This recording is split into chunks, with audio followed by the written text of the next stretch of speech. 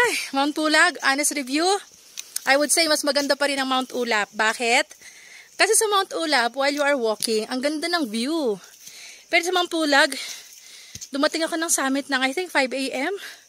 Nawala na lang lahat yung fog.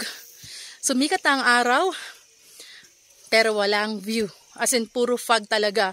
Hanggang inabot na ng alas 8, puro fog pa din. Wala talaga ikaw makikitang magandang view. Wala nakakabusog sa mata. Maputik ang daan pag uwi kasi rainforest siya. Ang look at the putik, oh, puting-putik talaga. And look at my feet. It's all dirty. Yan. Kaya kung tatanungin niyo ako between Mount Ulap and Mount Pulag, I will choose Mount Ulap.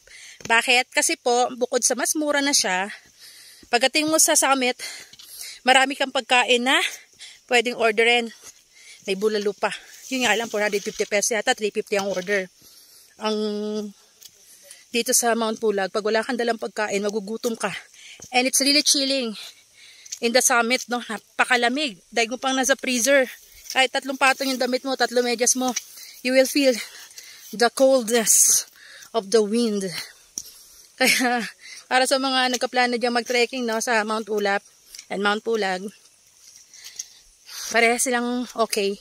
But much commendable ang Mount Ulap kaya sa Mount Pulag. Hindi na ako uulit sa Mount Pulag, pero sa Mount Ulap pwede pa akong umulit kasi maganda doon. Sa Mount Pulag, kung saan ka dumaan papunta, doon ka din dadaan pa uwi.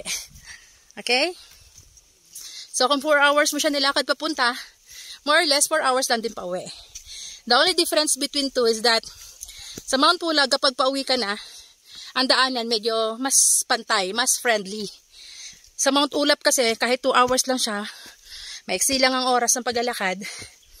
Pero grabe yung difficulties. Sobrang palusong, sobrang mabato. Kailangan may tungkod ka pag mag-trekking ka sa Mount Pulag at Mount Ulap. So, honest review ko sa Mount Pulag. Hindi ako na-impress. Bakit? Umalis kami ng 1:30 ng madaling araw. Siyempre madilim. Okay? Tapos, kailangan may flashlight, siyempre. In-expect ko, pagdating ko sa summit, ay amazing ang view. Wala akong nakitang view.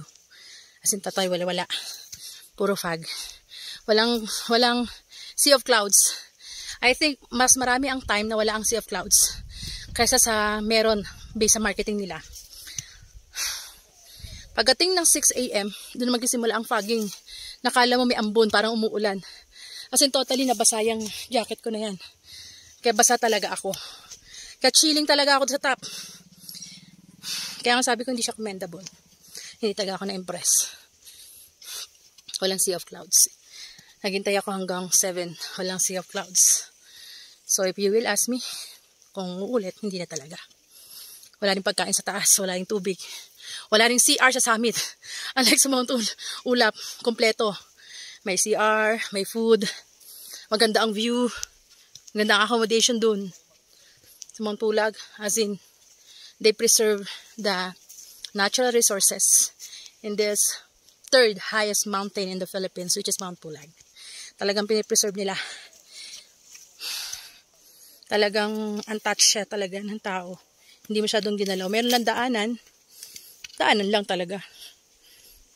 Anyway, I enjoyed somehow my hiking today. So that's all. Thank you for watching.